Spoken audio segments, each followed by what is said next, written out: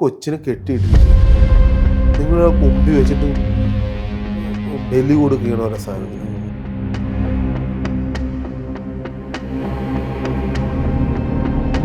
ഇരുട്ടാണ് അവർക്ക് വേണ്ടത്. അതായത് വെളിച്ചം കൊണ്ടല്ല, അവർക്ക് വെളിച്ചത്തെ. അതുപോലെ തന്നെ കുരിശിന്റെ മുമ്പിൽ നിന്ന് സെക്സ് ചെയ്യുക, മാതാവിന് ചവിട്ടുക, ബൈബിള് ചവിട്ടുക. വെളിപ്പെടുത്താൻ ധൈര്യമുണ്ടോ എവിടെയാണ് നടക്കുന്നത്? സ്വാഭാവികമായിട്ടും പൃഥ്വിരാജിനെതിരെയുള്ള വലിയൊരു അലിഗേഷനാണ്. പൃഥ്വിരാജ് ഈ സാത്താൻ സേവയിലും അതുപോലെ ഇലുമിനാറ്റിയിലൊക്കെ അംഗമാണ്. അതുകൊണ്ടാണ് ഇത്ര പെട്ടെന്ന് ഇത്രയും വലിയ രീതിയിൽ വളരാൻ കഴിഞ്ഞ സാമ്പത്തികമായിട്ട് അഭിവൃദ്ധിപ്പെടാൻ സാധിച്ചത്. ഞാൻ ഒരു ഇതിട്ട് തരാം, ഇത് കണ്ടുപിടിക്കാൻ പറ്റിയ കണ്ടുപിടിച്ചു. ദുഷ്ടന്മാരെ പന പോലെ വളർത്തുന്നൊരു ഡയലോഗ് പറയുന്നൊരു നടനുണ്ട്. അവള് സാത്താൻ സേവയായിട്ട് ബന്ധമുണ്ടെന്ന് പറഞ്ഞു. അതായത് ഒരു മൂർത്തിഭാവപരമായിട്ട് ശക്തിപരമായിട്ട് അവൾക്ക് ബന്ധമുണ്ടെന്ന് അറിയാവുന്നത് കൊണ്ട് തന്നെയാണ് പറഞ്ഞ് അവള് ജയിക്കുമെന്ന് പറഞ്ഞു. അനുവിനെ ജയിപ്പിച്ചെന്ന് പറഞ്ഞു. അനീഷാണ് ശരിക്കും ജയിക്കണം. അനീഷ്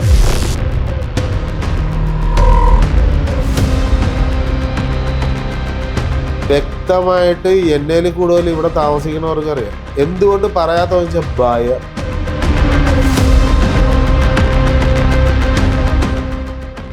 നിങ്ങൾക്കൊന്നും അന്വേഷിച്ചില്ല, നിങ്ങൾക്ക് ധൈര്യം ഉണ്ടാകണം.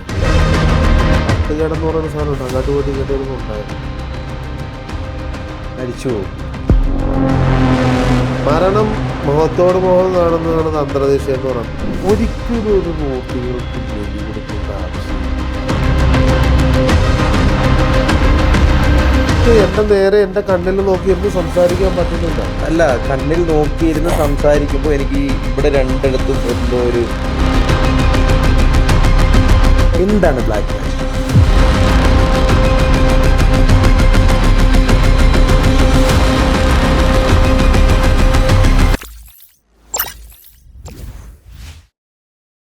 വ്യത്യസ്ത തരത്തിലല്ല ഓരോ ഒഴിവുകൾ ചെയ്യുന്ന വ്യത്യസ്ത. ചിലത് പറഞ്ഞു ഈ ഛർദ്ദിച്ച് കളയുന്ന ഇപ്പൊ 2 ഇൻസിഡൻസ് പറഞ്ഞു. ഇതെന്ന് പറയുന്നത് പീഠത്തിൽ ഒഴിവ്. എങ്ങനെയാണ്? പീഠത്തിൽ, അതായത് നമ്മുടെ മഠത്തിൽ വരുന്ന പീഠം എന്ന് പറയുമ്പോൾ മൂർത്തികൾ ഇരിക്കുന്ന പീഠത്തിൽ നമുക്ക് വിളക്കെ പിടിച്ച് ഒഴിവ് ചെയ്യാം. പിന്നെ ചിലത് വീടുകളിൽ പോയി വിളക്ക് വെച്ച് വിളക്കേൽ ഒഴിവ് ചെയ്തെടുക്കും. അതായത് വീട്ടിൽ നിൽക്കുന്നതായിട്ടുണ്ട്. അതായത് സർപ്പദോഷം എന്നൊക്കെ പറയാല്ലേ. അങ്ങനത്തെ അനുഭവങ്ങൾ എന്തെങ്കിലും ഉണ്ടോ? അതായത് ഇങ്ങനെ കേട്ടിട്ടുണ്ട്, ഈ വാസ്തുപരമായിട്ട് കറക്റ്റ് അല്ലെങ്കിൽ വീട്ടിൽ ഇന്ന പോലെ ഈ ബാധകൾ ഉണ്ടാവാൻ സാധ്യത. തീർച്ചയായും വാസ്തു എന്ന് പറയുന്ന വായു സഞ്ചാര മേഖലകൾ തടയരുത് എന്ന് മാത്രമേ ഉള്ളൂ. അതേ ഉള്ളൂ, അല്ലാതെ വേറെ ഒന്നുമില്ല. ഈ വാസ്തുവിനകത്ത് വരുന്ന വിഷയങ്ങൾ എന്താണെന്ന് അറിയാം. ഇപ്പൊ നമ്മളിപ്പോ നടക്കുന്ന ഒരു നല്ലൊരു കമ്പനിയുടെ ഇപ്പൊ പ്രസ്റ്റീജിന് ഉണ്ട്, അതേപോലെ ഓരോ ഫ്ലാറ്റുകളും വില്ലാസ് കൊടുക്കുന്നത് നമുക്ക് അറിയാൻ പാടില്ല അവിടെ എന്താണ് നിൽക്കുന്നത് എന്നുള്ളത്. എന്ന് വെച്ച് കഴിഞ്ഞാൽ ഒരു വലിയ പറമ്പായിരിക്കാം, അവിടെ നേരത്തെ ക്ഷേത്രങ്ങളുണ്ടാകാം, പള്ളികളുണ്ടാകാം, പള്ളിയുടെ അവശിഷ്ടങ്ങളുണ്ടാകാം, ദഹനപരമായിട്ടുണ്ടാകും, കുഴിച്ചിട്ടുണ്ടാകും. അങ്ങനേതായിട്ടുള്ള കാര്യങ്ങൾ അത് വേണ്ട. നിസ്സാരം ഒരാള് സേവ് ചെയ്തു വെച്ചിരിക്കുന്ന പണമടങ്ങിയ എന്തെങ്കിലും മൊന്തയോ ഇപ്പൊ പറയാലോ നിധി എന്ന് പറയുന്ന സാധനം, അതായാലും മതി. അതായത് നമ്മൾ സേവ് ചെയ്ത് വെച്ചിരിക്കുന്നു, അനുഭവങ്ങളിൽ വരുന്നതാണ്. സേവ് ചെയ്ത് വെച്ചിരിക്കുന്ന ഒരു സാധനമുണ്ട്, അത് നമ്മുടെ ഇന്ന് അപകരിച്ചുകൊണ്ട് പോയി കഴിഞ്ഞാൽ എന്ത് പറ്റും? മനോദുഃഖം എന്ന് പറയുന്ന സാധനം നമ്മൾ വേട്ടയാടിയ. തീർച്ചയായിട്ടും ഇപ്പൊ നമുക്ക് മനോദുഃഖം എന്ന് വെച്ച് കഴിഞ്ഞാൽ നമ്മളെ നിന്ന് നഷ്ടപ്പെട്ട്.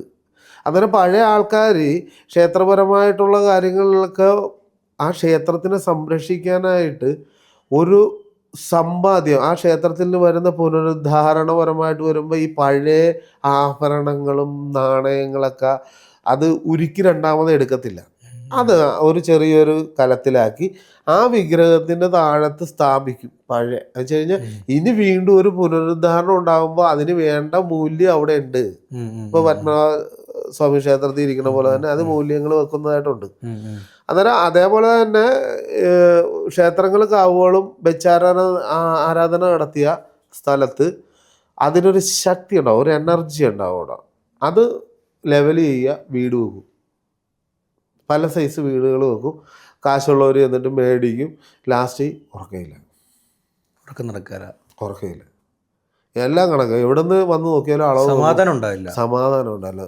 അതായത് നമുക്ക് ശരിക്കും പണ്ടത്തെ ആൾക്കാർ പറയല്ലേ, ഒരുമയുണ്ടെങ്കിൽ ഒരു ഷീറ്റ് വലിച്ചിട്ട് അതിൻ്റെ ഇടയ്ക്ക് സമാധാനത്തിൽ കിടക്കാൻ പറ്റുമോ? അതാ ഏറ്റവും സുഖം. ആ ഇപ്പൊ എന്തുണ്ടായിട്ടും കാര്യമില്ല, അല്ല എന്തുണ്ടായിട്ടും ഗുണമില്ല, സമാധാനം ഇല്ലെങ്കിൽ യാതൊരു പ്രയോജനമില്ല. അത് തന്നെ. ഇപ്പൊ ഞാൻ ഈ ഇതിലേക്ക് വന്ന ചാനലിലേക്ക് കയറി വന്നപ്പോൾ തന്നെ എനിക്കൊരു എനർജിയാണ് തോന്നിയത്. അതായത് ഒരു നെഗറ്റീവ് എനർജി അല്ല, ഒരു പോസിറ്റീവ് എനർജി. അന്നേരം ആ ചാനലിന് അത്ര ആ ഒരു ഇതിന് അറേഞ്ച്മെന്റും അവിടെ ഇരിക്കുന്ന ആ സെറ്റിൽ ചെയ്തിരിക്കുന്നതായിട്ട് പ്രേതബോധപരമായിട്ടൊന്നുമില്ല, ഒരു ഐശ്വര്യപൂർണ്ണമായിട്ട് നമുക്ക് ഇരിക്കാൻ തോന്നും. അതെ അതെ അതെ. അതായത് സൈലന്റ് ആണ്, വളരെ സൈലന്റ്. എല്ലായിടത്തും ചെന്ന് കഴിഞ്ഞാൽ ഭയങ്കര ബഹളമായിരിക്കും. അന്നേരം അത് നമ്മുടെ ആ ഒരു ഇതിൻ്റെ ഒരു പ്രത്യേകതയും അതിൻ്റെ ഒരു പോസിറ്റീവ് എനർജിയാണ്. അന്നേരം അതേപോലെ നമ്മൾ വീടുകൾ മേടിച്ച് കഴിയുമ്പോൾ ആ വീടുകളിൽ എൻ്റെ അടിയിൽ എന്തുണ്ടെന്നുള്ളതൊന്നും ആർക്കും അറിഞ്ഞുകൂടാ. പിന്നെ അല്ലാതെ തന്നെ ആ ചിലപ്പം ഈ വീട് വെച്ച് കഴിഞ്ഞാൽ അറിയുന്ന ഈ വല്ല സർപ്പക്കാവോ അല്ലെങ്കിൽ അത്തരത്തിലുള്ള എന്തെങ്കിലും ഉണ്ടാവുമെന്ന്. അത് പിന്നീട് ആ ഇപ്പം എന്ത് സാധനവും കുഴിച്ചിട്ട് ഇപ്പോൾ ഒരു മൂർത്തിഭാവപരമായിട്ടുള്ളൊരു ശക്തിയുള്ള സാധനം അവൻ പൊന്തുവെന്നാണ് പറയുന്നത്. വൈബ്രേഷൻ ഉണ്ടാവും. ദിശമാർക്ക് ഇപ്പോൾ ക്ഷേത്രങ്ങളിലൊക്കെ ചില കൊടിമരമൊക്കെ മാറണം എന്നൊക്കെ പറഞ്ഞ് കേട്ടിട്ടില്ലേ? അതിൻ്റെ എനർജിയാണ്, അതിൻ്റെ പവറാണ്. അന്നേരം ആ അത്രയും പവർ നിൽക്കുന്നതായിട്ടുള്ള സ്ഥലത്തായിരിക്കും നമ്മൾ നോക്കണം. അത് നമുക്ക് അതൊരു പോസിറ്റീവുള്ള സാധനമായിരിക്കും അടിയിൽ കിടക്കണം. പക്ഷെ നമുക്ക് കിട്ടുന്നത് നെഗറ്റീവാണ് വെച്ചാൽ അതിനെ ബന്ധിച്ച് വെച്ചിരിക്കുന്ന രീതിയിലുള്ളതല്ലേ, മറച്ചു വെക്കുക. ഞാൻ കഴിഞ്ഞ ദിവസം തന്നെ ഇൻഫോ പാർക്ക് പോയി, ഒരു കമ്പനിയുടെ അകത്ത് പോയി. അവിടെ കാവുണ്ടായിരുന്നു. ആരാണ് വിളിച്ചിട്ടാണ് പോകുന്നത്? വിളിച്ചിട്ട് പോയത്. എന്ത് പ്രശ്നം കൊണ്ടായിരിക്കും വിളിച്ചത്? അവർക്ക് ബിസിനസ് പരമായിട്ട് തടസ്സം ഒന്നും നടക്കുന്നില്ല, അവർക്കെല്ലാം ബ്രേക്കിംഗ് ആയി പോകും. അന്നേരം അതിനകത്ത് ചെന്ന് കഴിഞ്ഞപ്പോൾ ഞാൻ പറഞ്ഞ് അവിടെ ആഭിചാരപരമായിട്ടുള്ള ദോഷം ഫ്രണ്ടിലുണ്ട്. എന്തായിരുന്നു അത്? ശരിക്കും പറഞ്ഞു കഴിഞ്ഞാൽ അവിടെ ആ കമ്പനിയുടെ അകത്ത് നിന്ന് വെച്ചൊരു ജോലിക്കാരൻ സാത്താൻ സേവയായിട്ട് ബന്ധമുണ്ടെന്നുള്ളതാണ്. അത് ആ മുതലാളിക്കും അറിയാമായിരുന്നു. അവൻ അവിടുന്ന് പിരിഞ്ഞു പോവുകയും ഇങ്ങനെ ശരിയാക്കുമെന്നും പറഞ്ഞാൽ പോയത്. അതേപോലെ തന്നെ പുള്ളിക്ക് ഇടിച്ചിൽ വന്നു. അത് കഴിഞ്ഞാൽ നല്ല ലക്ഷങ്ങൾ ടേൺ ഓവറുള്ള കമ്പനി താഴെ പോയി. അതിൻ്റെ ഭാഗത്ത് തന്നെ കന്നിമൂല സ്ഥാനത്ത് തിണ്ണ പൊട്ടി വീണ്ടും മേപ്പോട്ട് വരുന്നു. ആ കമ്പനിയുടെ അകത്ത് തന്നെ. അന്നേരം ഞാൻ ആ കമ്പനി മൊത്തം പരിശോധിച്ചപ്പോൾ ഈ ഭാഗത്ത് കാവുണ്ടായിരുന്നു എന്ന് ഞാൻ പറഞ്ഞപ്പോൾ പുള്ളി പറഞ്ഞു ശരിയാണ്, ഇവിടെ പഴയ ആൾക്കാർ ഇവിടെ വന്നു. പുള്ളി ക്രിസ്ത്യനാണ്. പുള്ളി പറഞ്ഞു ഇവിടെ വെച്ചാരാധനപരമായിട്ടുണ്ടായിരുന്നു. അത് എവിടെയാണെന്ന് എനിക്ക് അറിഞ്ഞുകൂടാ. പിന്നെ അവിടുന്ന് ഞാൻ അടിയിൽ നിന്ന് ഷഡാധാരപരമായിട്ട് കോപ്പർ കൊണ്ടുവന്ന് പുറത്ത് കൊണ്ടുവന്ന് അത് വിളക്കിലേക്ക് വെച്ച് ഡെയിലി വിളക്ക് കത്തിക്കാൻ പറഞ്ഞു. ഇപ്പോൾ വർക്ക് സ്റ്റാർട്ടിങ് ആയി, ഒരു കുഴപ്പമില്ല. ഇപ്പോൾ നന്നായിട്ട് മുന്നോട്ട് കയറാൻ തുടങ്ങി. അന്നേരം നമുക്ക് നെഗറ്റീവ് ഉണ്ടാകുന്ന ചോദിച്ചു കഴിഞ്ഞാൽ നെഗറ്റീവ് ഉണ്ട്. പക്ഷെ നെഗറ്റീവ് എനർജി ഈ ലോകത്തുണ്ടെന്നുള്ളതിനകത്ത് യാതൊരു ഡൗട്ടും ഇല്ല. അത് ഞാൻ ഇസ്ലാം മത വിശ്വാസിയാണ്. അപ്പോൾ ഞങ്ങളുടെ ഇതിലത്ത് പറയുന്നതെന്ന് പറഞ്ഞാൽ ഈ ജിന്ന്, നല്ല ജിന്ന്, ചള്ള് ജിന്ന്, അതുപോലെ തന്നെ ഇത്തരത്തിലുള്ള നെഗറ്റീവ് എനർജി ഈ ലോകത്തുണ്ട്. അതായത് ഒരു സമയം കഴിഞ്ഞാൽ രാത്രി ഇറങ്ങി നടക്കരുതെന്ന് പഠിപ്പിക്കുന്ന മതം ഞങ്ങളുടെ. ഇറങ്ങി നടക്കാൻ പാടില്ല, കാരണം വീട്ടിൽ കിടക്കണം. അന്ത്യയാമങ്ങളിൽ നമുക്കുള്ള സമയമല്ല, അത് മറ്റുള്ളവർക്കുള്ള സമയമാണ് ആണല്ലോ. അത് ശരിക്കും സത്യമായ തങ്ങൾമാരുമായിട്ട് ഞാൻ ഈ കർമ്മത്തിന് പോയിട്ടുള്ള. അന്നേരം അതിനകത്തും 4-ാം വേദത്തിൽ വരുന്ന, അതായത് ദുർമരണപ്പെടുന്ന, അത് ശരിക്കും എല്ലാ മതസ്ഥരും പൈസ ഉണ്ടാക്കാൻ വേണ്ടി ഇതേപോലെ ആഭിചാരം ചെയ്യാം. അത് നമ്മൾ എടുത്ത് പറയുമ്പോൾ അതൊരു മതത്തിനെ പറയുന്നതായിട്ട് വരും. ഇത് ചെയ്യിപ്പിക്കുന്ന ആരാ? ഇത് സാധാരണ ഒരുത്തനായിരിക്കും ഇത് ചെയ്യുന്നത്, കർമ്മം ചെയ്യുന്നത്. അവനെ കൊണ്ട് ചെയ്യിപ്പിക്കുകയാണ്, അവനെ കൊണ്ട് പൈസ കൊടുത്ത് അവനെ വളച്ചൊടിച്ച് അവനെ കൊണ്ട് ചെയ്യിപ്പിക്കുന്നതാണ്. അല്ലാതെ അവർക്ക് ഇതിന് താല്പര്യമൊന്നുമില്ല. ഒരാളെ നശിപ്പിക്കണമെന്ന് ആർക്കും താല്പര്യം. ഇപ്പൊ എന്റെ അടിക്കാൻ വരുന്നത് ഞാൻ ഈ കൂടോത്രപരമായി അങ്ങനെ പറയാൻ പറ്റില്ല. ഈ ചെയ്യിപ്പിക്കുന്ന ആൾക്ക് ഒരാൾ നശിച്ച് കാണണമെന്നുള്ള ആഗ്രഹം കൊണ്ടായി ചെയ്യിപ്പിക്കുന്നത് ആണ്. ഈ ഇത് പൂജിച്ചു കൊടുക്കുന്നു, അതുപോലെ ഈ തകിട് വെക്കുന്നു എന്നൊക്കെ പറഞ്ഞില്ലേ. ഈ അതുപോലെ തന്നെ ഈ കോഴിയുടെ തല ചെയ്യാറുണ്ട്.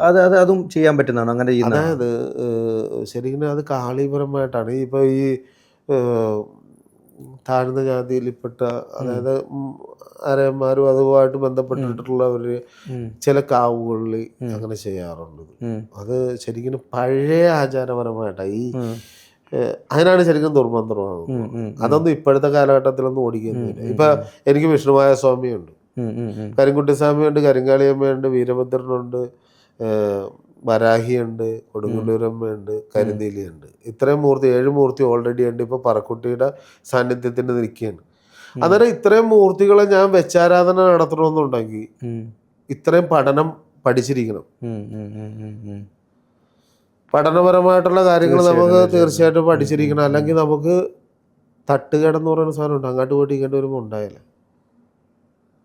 മരിച്ചു പോവും. തീർച്ചയായും വണ്ടി ഇടി പോകും, ഉറപ്പായിട്ട് പോകും. മരണം മുഖത്തോട് മുഖം കാണുന്നതാണ് തന്ത്രദീക്ഷ എന്ന് പറയുന്നത്. അതായത് മരണം എന്തുകൊണ്ട് പ്രേതബാധേനെ ഞാനൊരു 400-500 പ്രേതബാധേനെ ഒഴിപ്പിച്ചിട്ടുണ്ട് ഈ ഉണ്ട്. അതിലൊരു 200-250 സംസാരിക്കും. ഞാനിപ്പോൾ സംസാരിക്കാനൊന്നും നിൽക്കാറില്ല. ആർക്കെങ്കിലും കൂടെയുള്ള വീട്ടുകാർക്ക് സംസാരിക്കണമെന്ന് ചോദിക്കും ഞാൻ. നിങ്ങൾക്ക് സംസാരിക്കാൻ വല്ല താല്പര്യം ഉണ്ടാന്ന് ചോദിക്കണേ, ഞങ്ങൾക്ക് ആരാണെന്ന് അറിയണമെന്ന് പറയണമെങ്കിൽ ഞാൻ പറയും നിങ്ങൾ സംസാരിച്ചോളാം, ചോദിച്ചോളാം. ആരോട്? അതായത് ഈ പ്രേതബാധയുള്ള ഇരിക്കുന്ന ആളുടെ അടുക്ക് ചോദിച്ചാൽ അവർ സംസാരിക്കും. നമുക്കറിയാൻ പറ്റത്തില്ല അവരുടെ വീട്ടിലെ ഇപ്പൊ എൻ്റെ അപ്പൂപ്പന്റെ പേരെന്താണെന്നുള്ളത് അറിയാം. അതെ അതെ, തീർച്ചയായിട്ടും അതെന്റെ വീട്ടിലുള്ളവർക്കല്ലേ അറിയാൻ പറ്റുള്ളൂ. അന്നേരം ഞാൻ ചോദിക്കണ നിങ്ങളുടെ അമ്മൂമ്മയുടെ പേരെന്നാണെന്ന് ചോദിക്കുക, അവർ പറയും ജാനകി എന്നാ പറയണത്. പക്ഷെ നമുക്കറിയാം അവരുടെ അമ്മൂമ്മ, നമ്മളും കൂടി വന്നു കഴിഞ്ഞാൽ ഒരാഴ്ചത്തെ പരിചയം ഉണ്ടാവുള്ളൂ, ചിലപ്പോൾ ഒരു ദിവസത്തെ പരിചയം ഉണ്ടാവുള്ളൂ. അത്രക്കുള്ള വിഷയമാണെങ്കിൽ അന്ന് തന്നെ പോയി ഞാൻ ഒഴിവ് ചെയ്ത് കൊടുക്കും.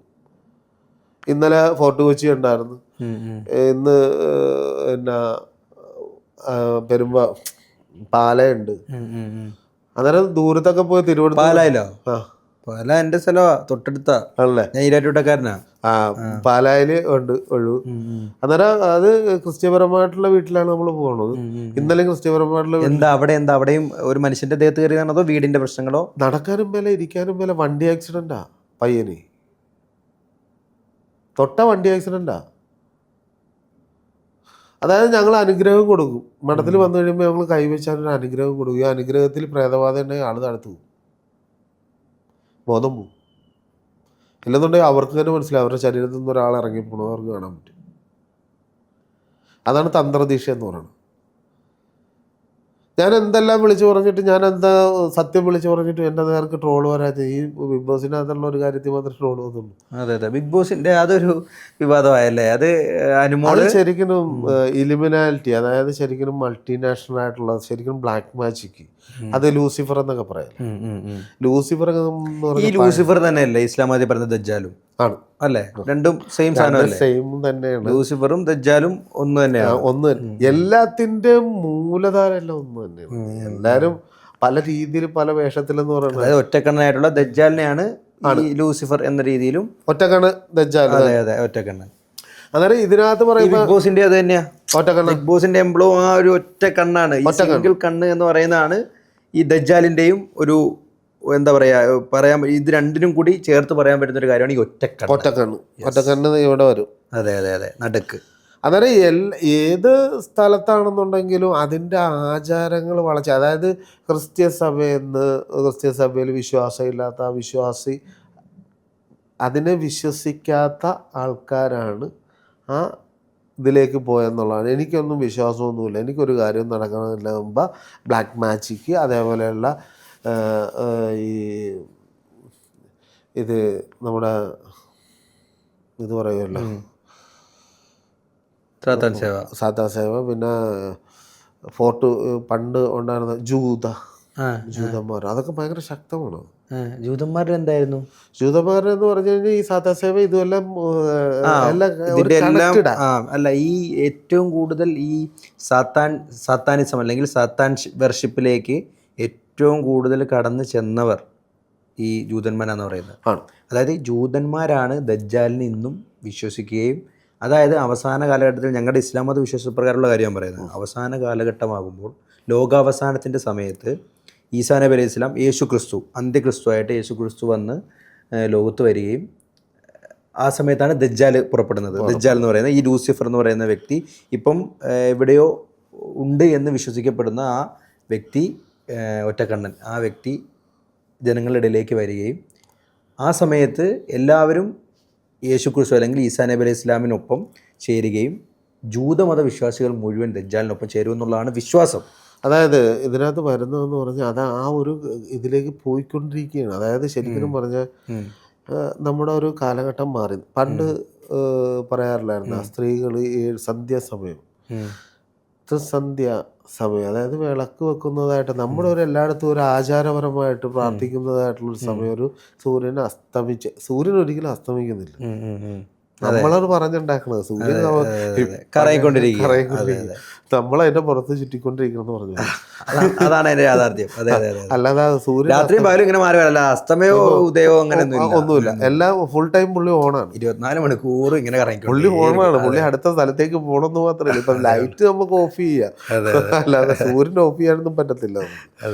അതൊക്കെ ആ ഒരു രീതിയാണ് പ്രേതബാധ ഉണ്ടോ ഇല്ലേ എന്നുള്ളതാണ്. അത് തട്ടിപ്പാണ്. സൂര്യൻ അസ്തമിക്കും. പണ്ട് ആൾക്കാർ പറയാം രാത്രി സൂര്യൻ ഉദിച്ചാൽ എന്ത് സംഭവിക്കും എന്ന് പറഞ്ഞാൽ.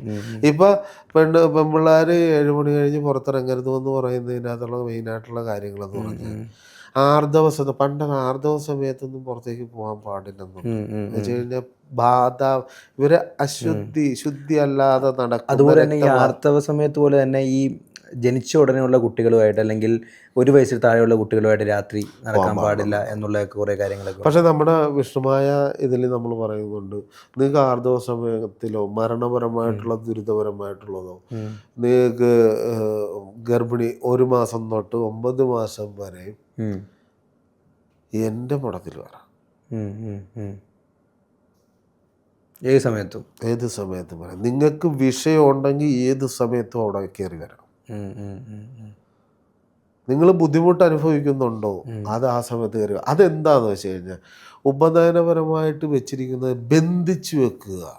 അതായത് അതാണ് ആദ്യമേ പഠിക്കേണ്ടത്. ഒരു മൂർത്തിനെ ബന്ധിച്ചു വെക്കുക. പറയല്ലോ കോഴീനെ കണ്ടിക്കണമെന്നൊക്കെ പറയണം. നമ്മളെ കെട്ടിയിട്ടിരിക്കുകയാണ്, ഒരു കൊച്ചിനെ കെട്ടിയിട്ടിരിക്കുകയാണ്. നിങ്ങൾ മുമ്പിൽ വെച്ചിട്ട് ബലി കൊടുക്കുകയാണ് ഓരോ സാധനത്തിന്. ഇത് എനിക്ക് ഇന്ന കാര്യം ചെയ്തു തന്നില്ല, ഇതേപോലെ എന്നെ കൊല്ലും എന്ന് പറഞ്ഞ് ഭീതിപ്പെടുത്തിയാണ് കാര്യസാധ്യം ഉണ്ടായിക്കൊണ്ടിരിക്കുന്നത്. അതാണ് ഈ കോഴി ബലി, മൃഗബലി. ഒരിക്കലും ഒരു മൂർത്തികൾക്ക് ബലി കൊടുക്കേണ്ട ആവശ്യമില്ല. അത് തെറ്റായ ഒരു കോൺസെപ്റ്റ് അല്ലേ? പിന്നെ തെറ്റാണ് അത്. ശരിക്കും പറഞ്ഞാൽ ബലി കൊടുക്കണം.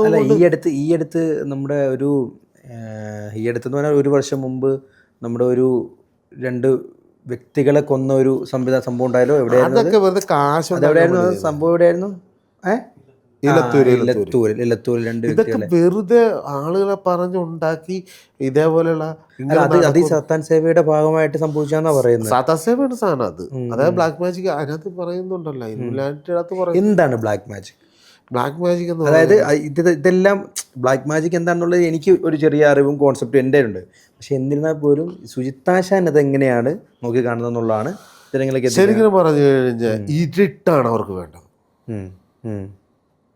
ഇരുട്ടിൻ്റെ മറവിലാണ് ഇത് ചെയ്യുന്നത്. അതിൽ ആർജിച്ചെടുക്കുന്നതായിട്ടുള്ളൊരു ശക്തി. അതായത് വെളിച്ചം കൊണ്ടല്ല, അവർക്ക് വെളിച്ചത്തെ ഭയം. രാത്രിയിലാണ് ഇവർ ഓടുന്നത്. തീർച്ചയായിട്ടും നമുക്ക് 2നും ഭയമില്ല. അതുപോലെ തന്നെ ഇവര് അതിനകത്ത് ഞാൻ പറഞ്ഞുതരാം. ഈ സാധാസേവയുടെ ഏറ്റവും വലിയ പ്രശ്നം എന്ന് പറഞ്ഞു കഴിഞ്ഞാൽ ഇവർ ആർദ്രവ രക്തം എടുക്കുന്നത്. ആർദ്രവ രക്തം വൈനിൽ കലക്കി കഴിക്കുക എന്നുള്ളത്. ഇവരെല്ലാവരും കൂടെ കഴിക്കും. പിന്നെ കുട്ടികളെ ബലി കൊടുക്കുക, അങ്ങനെയുള്ള മോശമായിട്ടുള്ള അവസ്ഥ. അതുപോലെ തന്നെ കുരിശിന്റെ മുമ്പിൽ നിന്ന് സെക്സ് ചെയ്യുക, മാതാവിന് ചവിട്ടുക, ബൈബിള് ചവിട്ടുക. അത് കൊച്ചി തന്നെ ഉണ്ടല്ലോ. പക്ഷെ നമ്മളിത് കൊച്ചിയിലുണ്ടത്. ശരിക്കും ഉണ്ട്. നടക്കുന്നുണ്ടോ? നിങ്ങൾക്കൊന്ന് അന്വേഷിച്ചാൽ കിട്ടും. നിങ്ങൾക്ക് ധൈര്യം ഉണ്ടോ അങ്ങോട്ട് പോകാൻ? എനിക്ക് ധൈര്യമില്ല, സത്യസന്ധമായിട്ട് പറഞ്ഞാൽ. അവരവരുടെ വഴിക്ക് പോട്ടെ. അല്ല, അവരവരുടെ വഴിക്ക് പോട്ടെ എന്നുള്ളതല്ല, അത് സമൂഹത്തിന് മോശമാകുന്ന രീതിയിൽ പോവുകയാണെങ്കിൽ അത് നമ്മൾ ജനങ്ങളിലേക്ക് എത്തിക്കണം അല്ലേ? ഈ സർത്താൻ വർഷിപ്പിന്റെ ഭാഗമായിട്ടാണ് ഈ നമ്മുടെ കേതൽ ജിൻസൺ രാജ, ആ 2 അച്ഛനെയും അമ്മയും. ഞാൻ ഒരു ഇതിട്ട് തരാം, നിങ്ങൾക്ക് കണ്ടുപിടിക്കാൻ പറ്റുക കണ്ടുപിടിച്ചു. ദുഷ്ടന്മാരെ പന പോലെ വളർത്തുന്നൊരു ഡയലോഗ് പറയുന്നൊരു നടനുണ്ട്. ദുഷ്ടന്മാരെ പന പോലെ വളർത്തും. ഇപ്പം ആശാൻ ഉദ്ദേശിച്ച വ്യക്തി ആരാണെന്നുള്ളത് എനിക്ക് മനസ്സിലായി. പൃഥ്വിരാജിനാണ് ആശാൻ ഉദ്ദേശിച്ചത്. സ്വാഭാവികമായിട്ടും പൃഥ്വിരാജിനെതിരെയുള്ള വലിയൊരു അലിഗേഷനാണ് പൃഥ്വിരാജ് ഈ സാത്താൻ സേവയിലും അതുപോലെ ഇലുമിനാറ്റിയിലൊക്കെ അംഗമാണ്. അതുകൊണ്ടാണ് ഇത്ര പെട്ടെന്ന് ഇത്രയും വലിയ രീതിയിൽ വളരാൻ കഴിഞ്ഞ, സാമ്പത്തികമായിട്ട് അഭിവൃദ്ധിപ്പെടാൻ സാധിച്ചത് എന്നൊക്കെ. പക്ഷെ അതൊക്കെ വെറും ഒരു എന്താ പറയുക, കോൺസ്പിറസി തിയറി എന്ന രീതിയിലാണ് ജനങ്ങൾ കാണുന്നത്. പക്ഷെ ആശാൻ അങ്ങനെ പറയാനുള്ള കാരണം എന്തുകൊണ്ട് അങ്ങനെ? അതായത് പുള്ളിയുടെ ഒരു സിനിമ ഇറങ്ങിയിട്ടുണ്ടായിരുന്നു, ലൂസിഫർ അല്ല, അതിന് പുറകോട്ട് പോകണം. അതായത് പുള്ളി പുറം രാജ്യങ്ങളിൽ പോയി പുള്ളിയുടെ ഒരു കുട്ടീനെ കൊണ്ടുപോയി ആദം ജോൺ. ഈ സിനിമ എടുക്കണമെന്നുണ്ടെങ്കിൽ, ഒരു സിനിമ എടുക്കണമെങ്കിൽ അത് കൃത്യമായിട്ട് ഇതിനെക്കുറിച്ച് അറിഞ്ഞിരിക്കണം. എന്തുകൊണ്ട് മണിച്ചിത്രത്താഴ് സിനിമ കൃത്യമായിട്ട്, ഞാൻ പറയുന്നത്, ഞങ്ങൾ ഒരു പ്രേതബാധ എങ്ങനെയാണ് ഉണ്ടാകണം അത് കൃത്യമായിട്ട് അതിനകത്ത് കാണിക്കുന്നത് സത്യമാണ്. അതൊരു ശരിക്കും ഒരു ഉപാസകനോ അല്ലെന്നുണ്ടെങ്കിൽ അതറിയാവുന്ന ഒരാളോ ഉണ്ടായിരിക്കണം. അപ്പോൾ മണിച്ചിത്രത്താഴിൻ്റെ ഫാസിലിന് ഇതൊക്കെ അറിയാമെന്നാണ് പറയുന്നത്. അതിന് കഥ കൊടുത്തിരിക്കുന്നത്, ഈ മൂലകഥ എന്ന് പറയുന്ന ഒരു സാധനം ഉണ്ടല്ലോ, അതാരാ കൊടുത്തിരിക്കുന്നത്? അതെനിക്ക് അറിഞ്ഞുകൂടാ അതിനെക്കുറിച്ച്. ശരിക്കും അത് ഒറിജിനാലിറ്റിയാണ്. അതിനകത്ത് തന്നെ കാണിക്കുന്നുണ്ട്, ഇവിടെ നിന്നും വെള്ളമൊന്നും വേണ്ട, ഒന്നും കഴിക്കരുതെന്ന് പറയുന്നുണ്ട്. ശരിയാണോ? അത് ഞങ്ങൾ ശരിക്കും അത് ആദിവാസി സമ്പ്രദായപരമായിട്ടുള്ള കർമ്മവേദിയിൽ ഞങ്ങൾക്ക് അങ്ങനെ കഴിക്കാനോ കുടിക്കാനോ ഒന്നും പാടില്ല. അതേപോലെ തന്നെ പൃഥ്വിരാജ് ആ സിനിമയിൽ വന്നിട്ടുണ്ടെങ്കിൽ ആ സിനിമ എത്ര വർഷങ്ങൾക്ക് മുമ്പാ വന്ന?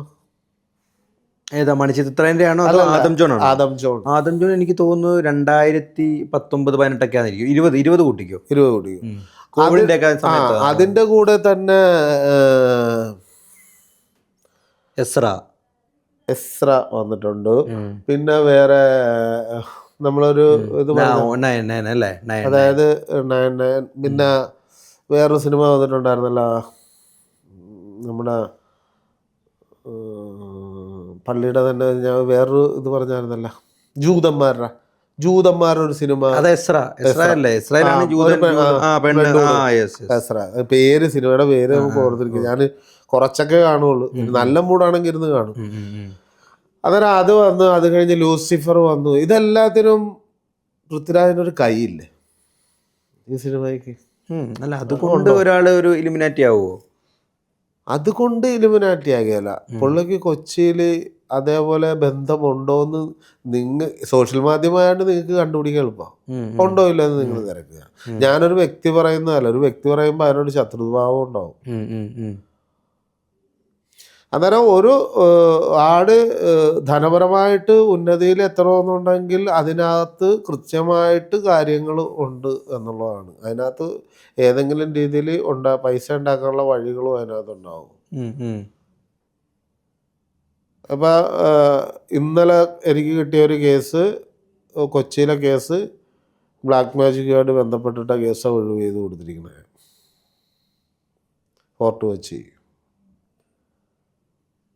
അന്നേരം ഇത്രയും കൃത്യമായിട്ട് പറഞ്ഞു തരണമെന്നുണ്ടെങ്കിൽ അത് കൃത്യമായിട്ട് അറിവുള്ളത് കൊണ്ടാണോ അല്ലയോ, അതാണ് നമുക്ക് മനസ്സിലാക്കേണ്ട കാര്യം.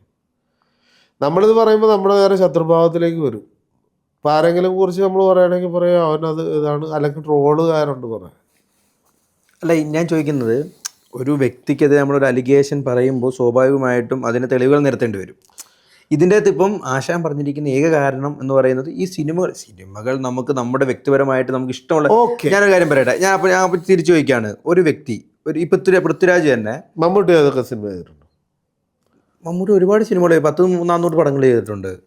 മമ്മൂട്ടി 400 സിനിമ. ഞാൻ ചോദിക്കാൻ വന്നത് ഒന്ന് പൂർത്തീകരിച്ചിട്ട് ആശാൻ അവസരം തരാം. അതായത് സ്വാഭാവികമായിട്ട് ഇപ്പോൾ ഒരു വ്യക്തി എന്താ മൊയ്ലിയാക്കളുടെ, അതായത് ഞങ്ങളുടെ മുസ്ലിയാറിൻ്റെ പടങ്ങൾ ഒരു 3 അടുപ്പിച്ച് ചെയ്യുന്നു. അതുകൊണ്ട് ആ വ്യക്തി മുസ്ലിയാരാവോ?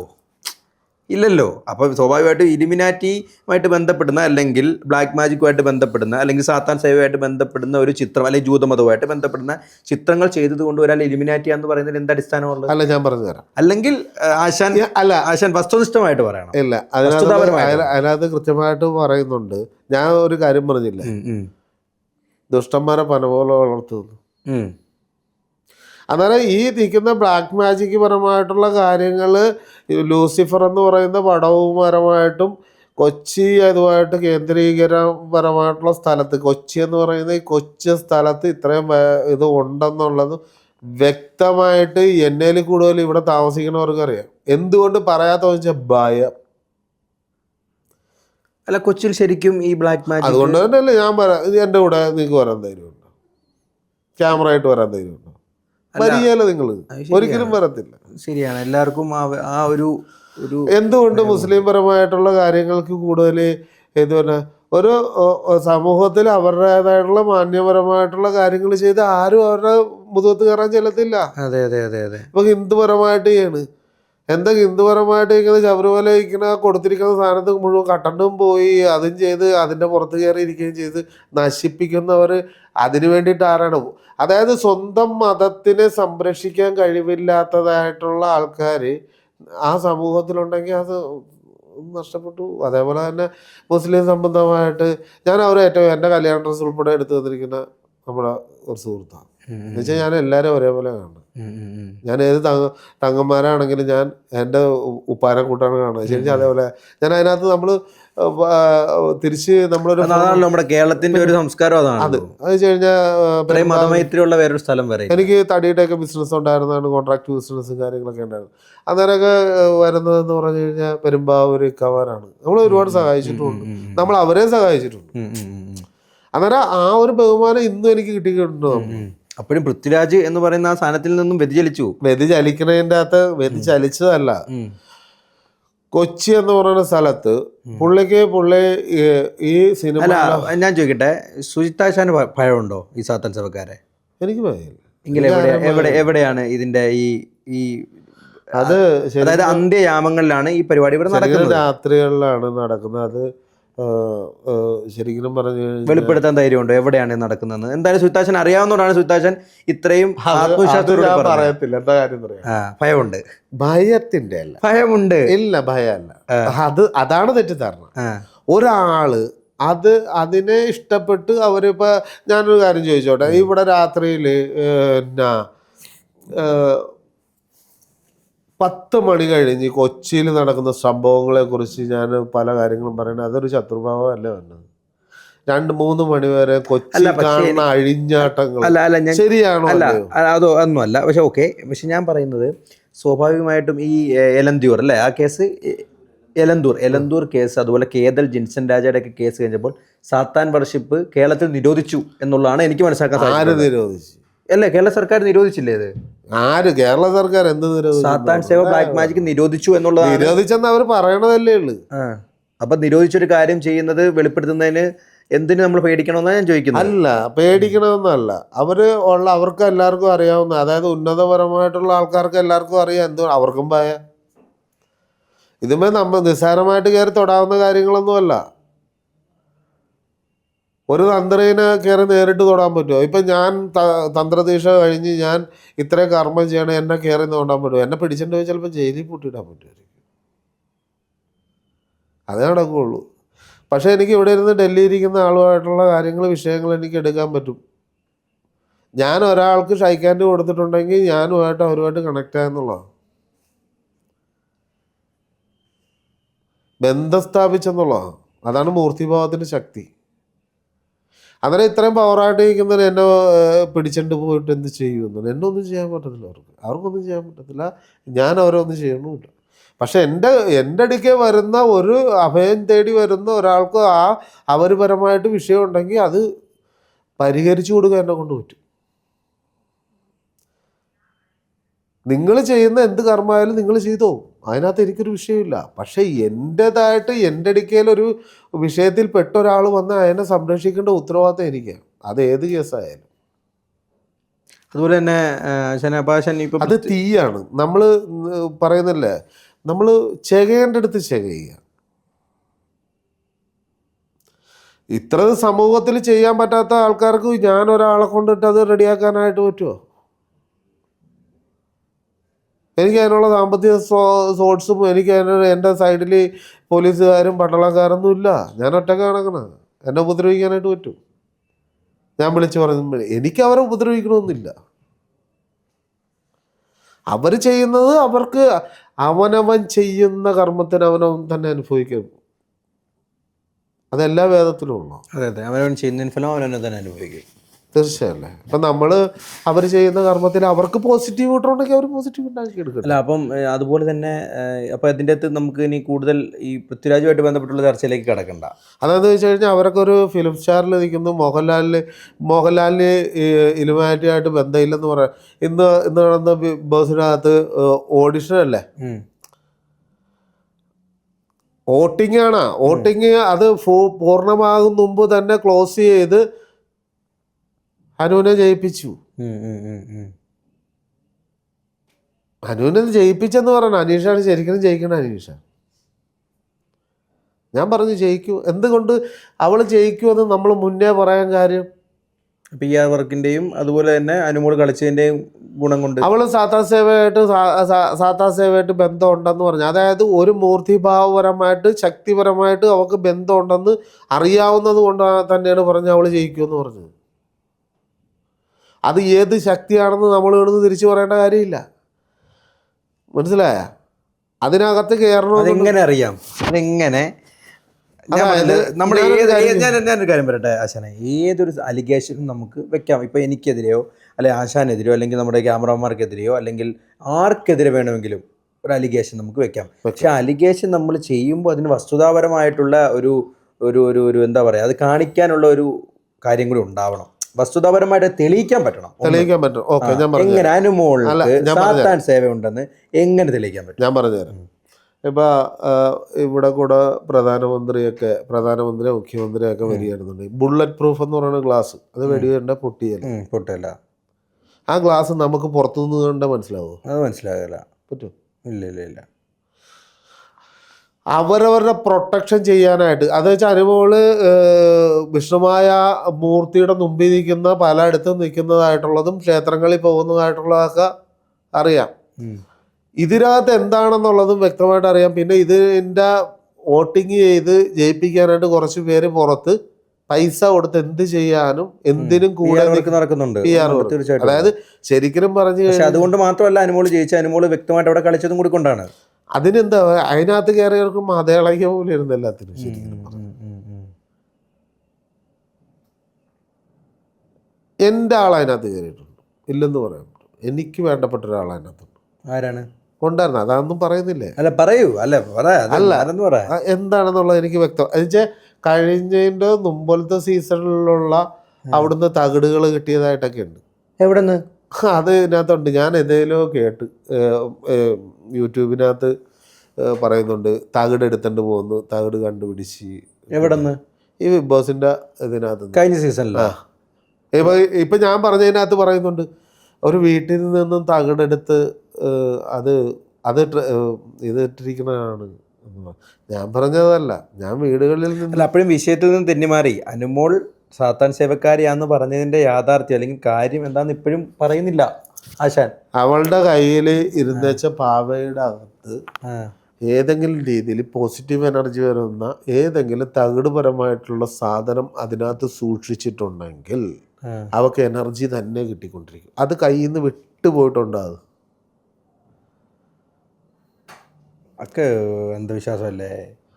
അന്ധവിശ്വാസമൊന്നുമില്ല. അന്ധവിശ്വാസം എന്ന് പറഞ്ഞാൽ ഞാൻ തെളിയിച്ചു തരാന്ന് ചില കാര്യങ്ങളിൽ. എന്താ തെളിയിച്ചു തരാൻ പറ്റുന്നത്? ഇപ്പം നിങ്ങൾക്ക് ഞാൻ ഇവിടെ ഇരുന്നിട്ട് തന്നെ ഇറിറ്റേഷൻ പറയുന്നില്ലേ? ഇറിറ്റേഷൻ ഒന്നും പോലെ ഒന്നും വരുന്നില്ല. ഞാൻ എൻ്റെ സത്യസന്ധമായിട്ടൊരു കാര്യം പറഞ്ഞാൽ ഈ എൻ്റെ നേരെ എൻ്റെ കണ്ണിൽ നോക്കിയിരുന്ന് സംസാരിക്കാൻ പറ്റുന്നില്ല. അല്ല, കണ്ണിൽ നോക്കിയിരുന്ന് സംസാരിക്കുമ്പോൾ എനിക്ക് ഇവിടെ രണ്ടിടത്തും എന്തോ ഒരു പിടുത്തം പോലെ എനിക്ക് തോന്നി. അതെന്തുകൊണ്ടാണെന്ന് വെച്ച് കഴിഞ്ഞാൽ നിങ്ങൾക്ക് കണ്ണുദോഷപരമായിട്ടുള്ള വിഷയം ഉണ്ടാവുക. അതായത് നിങ്ങൾ നല്ല രീതിയിൽ ജീവിക്കുമ്പോൾ അത് ഇഷ്ടപ്പെടാത്തതായിട്ടുള്ള ആൾക്കാരുണ്ട്. അതാദ്യം പഠിച്ചു. അതായത് നമ്മൾ നല്ലത് ചെയ്താൽ നല്ലത് ചെയ്ത് നന്നായിട്ട് മുന്നോട്ട് പോകണ ആരെയും ഇന്ന് വളർത്താറില്ല. സംഭവം മനസ്സിലായ? ശരിയാ. അന്നേരം അതിനാണ് കണ്ണുദോഷം എന്ന് പറയുന്നത്. കണ്ണുദോഷമുള്ളതാണ് തീർച്ചയായിട്ടും. അല്ല, ഇസ്ലാം മതപ്രകാരവും കണ്ണേർ എന്ന് പറയുന്ന സാധനം, കണ്ണേർ തന്നെ കണ്ണുദോഷം. മുഹമ്മദ് നബി ഞങ്ങളുടെ വിശ്വാസപ്രകാരം മുഹമ്മദ് നബി സല്ലല്ലാഹു അലൈഹി വസല്ലമയ്ക്ക് പോലും കണ്ണേർ കിട്ടിയിട്ടുണ്ടെന്നാണ് പറയുന്നത്. അതുതന്നെ നമ്മൾ പറയും റാത്തീഫ് ചെല്ലാൻ പറയും. പട്ടിട്ട് റാത്തീഫ് ചൊല്ലി കഴിഞ്ഞാൽ ശരീരത്തിന് ദോഷം. ഈ റാത്തീഫ് എങ്ങനെ എനിക്ക് മനസ്സിലായി? ഞാൻ ഹിന്ദുവിൽപ്പെട്ട റാത്തീഫ് എല്ലാം ഞാൻ അതിനെ ഇഷ്ടപ്പെടുന്നു, ആ മതത്തിനെ ഇഷ്ടപ്പെടുന്നു, ക്രിസ്ത്യൻ മതത്തിനെ ഇഷ്ടപ്പെടുന്നു. ഞാൻ ക്രിസ്മസ് 25-നുള്ള. അന്നേരം മതത്തിനെ ഇഷ്ടപ്പെടുന്നതെന്ന് വെച്ച് കഴിഞ്ഞാൽ ആ മതത്തിന് ചെയ്യുന്ന കർമ്മങ്ങളെല്ലാം സത്യമാണ്. അതിനെ വളച്ചൊടിച്ച് പല രീതിയിൽ ഇതിൻ്റെ നെഗറ്റീവ് വശങ്ങൾ എടുത്തിട്ട് വിഷയങ്ങൾ ഉണ്ടാക്കുമ്പോഴാണ് മറ്റ് പ്രശ്നങ്ങൾ ഉണ്ടാക്കണം. എന്തുകൊണ്ടാണ് ക്ഷേത്രങ്ങളും പള്ളികളൊക്കെ നിൽക്കുന്നത്? ഇല്ലെന്നുണ്ടെങ്കിൽ ഇവിടെ ഭ്രാന്താലയായി പോവും. ഒരു വെച്ചാരാധന സ്വാതന്ത്ര്യം എന്ന് പറയുന്നത് ഭയങ്കര വലുതാണ്. അത് നമുക്ക് ശരിക്കും മനസ്സിലായി. ഒരു പള്ളിയിൽ ചെല്ലുന്നത്, ക്രിസ്ത്യൻ പള്ളിയിൽ എല്ലാ ഞായറാഴ്ചയും ചെല്ലുന്നത്, അവിടെ ചെല്ലുമ്പോൾ അച്ഛൻ്റെ ആ ഇത് കഴിയുമ്പോൾ, കുർബാന കഴിയുമ്പോൾ 2 വാക്ക് പുള്ളി പറയുന്നത് കുടുംബസമാധാനം. ഒരു സപ്താഹം നടക്കുന്നത്, ആ സപ്താഹം നടന്നു കഴിയുമ്പോൾ വൈകുന്നേരം നടക്കുന്ന പ്രഭാഷണം കുടുംബ വിഷയമാണ്. പള്ളികളിൽ, മുസ്ലിം പള്ളികളിൽ തങ്ങളുമാർ പറഞ്ഞു കൊടുക്കുന്നതായിട്ടുള്ള വേദപാഠങ്ങൾ, കാര്യങ്ങൾ, അത് പ്രഭാഷണം, അത് കുടുംബത്തിന് വേണ്ടിയിട്ടാണ്, നന്നായിട്ട് ജീവിക്കാൻ വേണ്ടിയിട്ടാണ്. അത് ഒരു സമൂഹത്തിനെ, ഒരു രാഷ്ട്രത്തിനെ നശിപ്പിക്കാനുള്ള ഒന്നുമല്ല. പക്ഷെ ഇതിന് പുറകിൽ വിശ്വാസം ഇല്ലാത്തതായിട്ടുള്ള കുറേ, മോഹൻലാൽ പറഞ്ഞ ഇബ്ലീസാണ്, എന്നാ പറഞ്ഞത്, ലൂസിഫർ ഇപ്പെട്ട.